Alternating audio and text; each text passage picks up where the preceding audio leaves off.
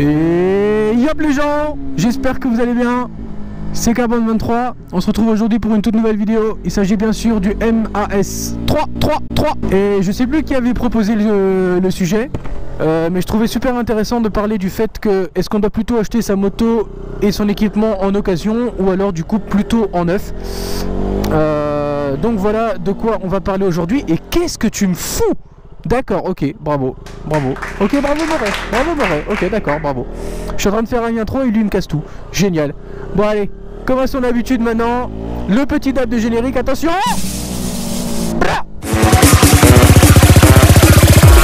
Combat.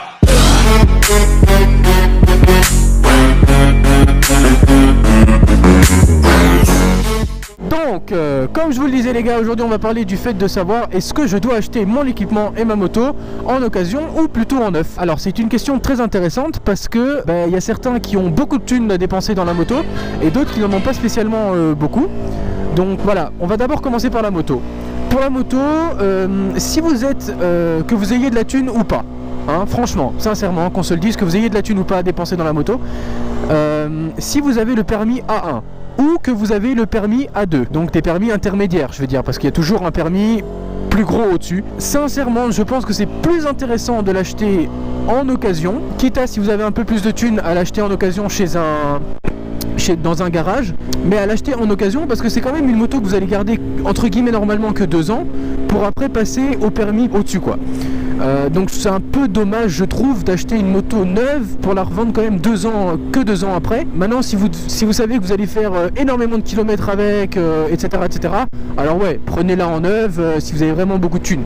Mais en général ça revient quand même très cher et on peut trouver des très bonnes occasions pour les 125 et pour les motos A2 et pas se ruiner là-dedans quoi. Donc voilà, maintenant effectivement si vous êtes en permis A, donc le permis gros cube final on va dire, là c'est je pense moi plus intéressant d'acheter en neuve parce que vous allez garder la moto logiquement au moins 2-3 ans, si pas plus hein, bien sûr. Tout dépend comment vous roulez et votre envie etc. Parce que vous n'avez pas d'autres permis plus gros au-dessus, donc c'est votre moto définitive entre guillemets. Donc c'est plus intéressant là, du coup je pense de l'acheter en neuve parce que voilà vous allez la garder plus longtemps et donc vous pouvez vraiment amortir votre achat. Maintenant voilà, si vous êtes serré aussi en niveau budget pour le permis A, c'est ce qui peut être normal hein, je veux dire tout le monde n'a pas full thune, c'est logique hein. Vous pouvez aussi l'acheter en occasion, mais voilà dites-vous que comme c'est le permis A, essayez de prendre une occasion du coup qui a pas beaucoup de kilomètres parce que voilà vous allez la garder normalement un peu plus longtemps que les autres motos quoi. Donc voilà, pour ce qui est de l'équipement, alors moi perso, mais ça c'est mon avis à moi, je suis pas du tout fan d'acheter un équipement en occasion parce que, allez je veux dire c'est quand même la seule chose qui nous protège entre le sol et la moto quoi. Je veux dire là je suis debout, si je tombe c'est le seul truc qui va me retenir contre le bitume. Donc voilà, j'ai besoin de quelque chose où je suis sûr qu'il n'y a que moi qui l'a porté, que les protections sont en excellent état, enfin je veux dire en état neuf quoi, normal, qu'il n'y ait personne d'autre qui l'ait mis avant, que voilà tout soit propre, nickel, surtout pour le casque. Donc voilà, je trouve ça important moi pour les... Ah, elle a oublié de passer la première.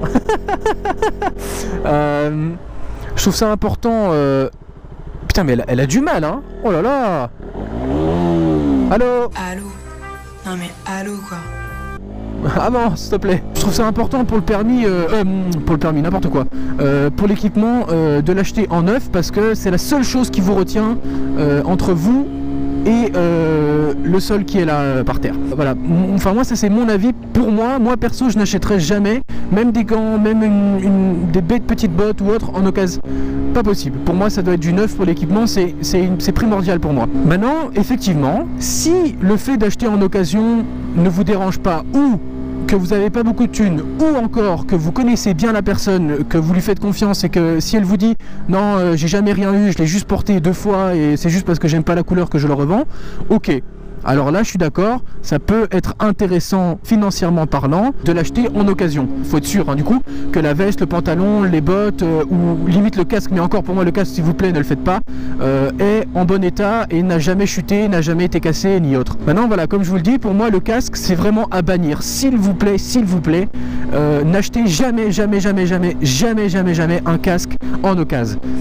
Vous êtes sûr de rien du tout et le casque c'est ce qu'il y a de plus important je trouve, enfin enfin tout est important dans l'équipement, mais le casque c'est vraiment la partie primordiale et c'est pour moi impossible, c'est vraiment banni de chez banni de l'acheter en occasion. S'il vous plaît, même si vous êtes archi serré thunes, au niveau des thunes, au niveau financier, dites-vous que vous pouvez trouver des casques en promo dans les magasins en neuf pour une soixantaine d'euros, même si c'est des casques tout moches, mais au moins ils sont neufs, ils sont tout nouveaux et personne ne les a utilisés avant vous.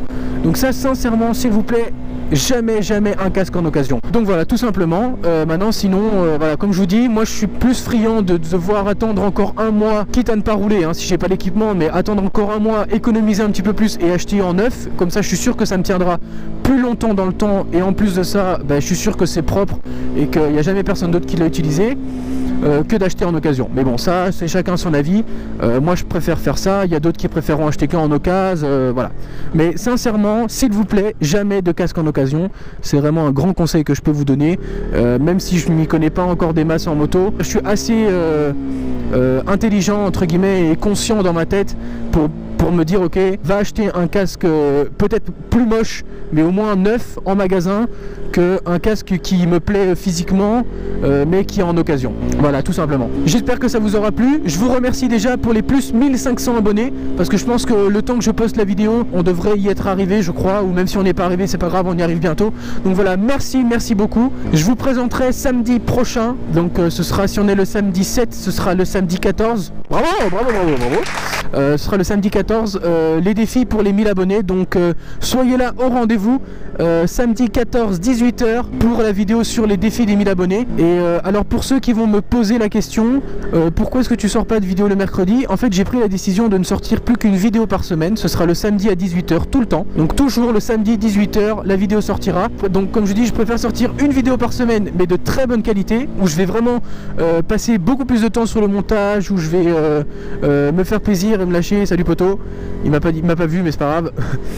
Où je vais vraiment me lâcher sur le montage, que 2 vidéos par semaine où j'ai un peu plus l'impression d'être pris par le temps et de devoir vite sortir une vidéo, et ça j'aime pas. Moi je fais ça à la base pour m'amuser, pour vous faire kiffer et pour partager surtout ma passion avec vous, et je trouve ça important de faire un beau montage, quelque chose de plus propre que 2 vidéos vite pour mettre du contenu, c'est pas mon but. Donc voilà, à samedi prochain, 14 janvier 2017 à 18h. Restez connectés, c'était Carbone 23, encore merci pour tous les potes, ride safe, peace. Maybe you should pull the fucking trigger. Pull the trigger. Ain't nobody gonna do for